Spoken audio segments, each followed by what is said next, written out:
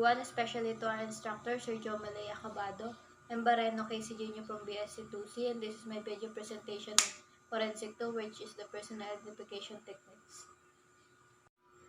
30 words with definition. First is Dr. Hans Adolf Gross. He is the father of criminalistics and criminal investigation. Paul L. Kirk. He is the father of criminalistic in U.S. August Balmer. He is the first head of the Comprehensive Laboratory in Los Angeles. Alphonse Bertillon, he is the father of finger personal identification. Mary Kay Holland, he is the first instructress in dactyloscopy. Dactyloscopy comes from the Greek word dactylos, which means finger, and scopian, which means to study. Dactyloscopy is the study of finger. We have John Dillinger. He is the public enemy number 1. He attempted to destroy his fingerprint using corrosive acid. We have Roscoe. He is the man without fingerprint. Alis niya yung kanyang fingerprint using surgery, pero hindi siya nagtagumpay.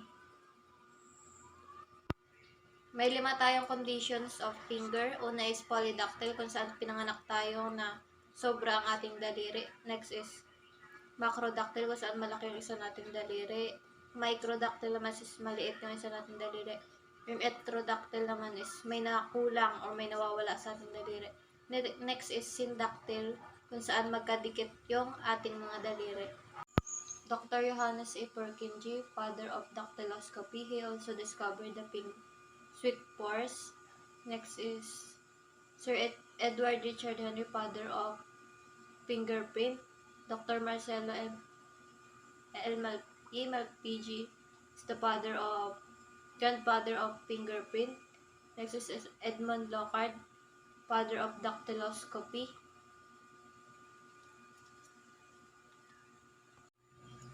Next is phalange. Phalange is a skeletal finger covered with friction skin made up of 3 bones. Una is the basal or proximal phalange, located at the base of the finger, also known as distal phalange. Next is the medial phalange, also known as the middle phalange. Next is the terminal phalange, located at the tip of the finger. Chiroscopy.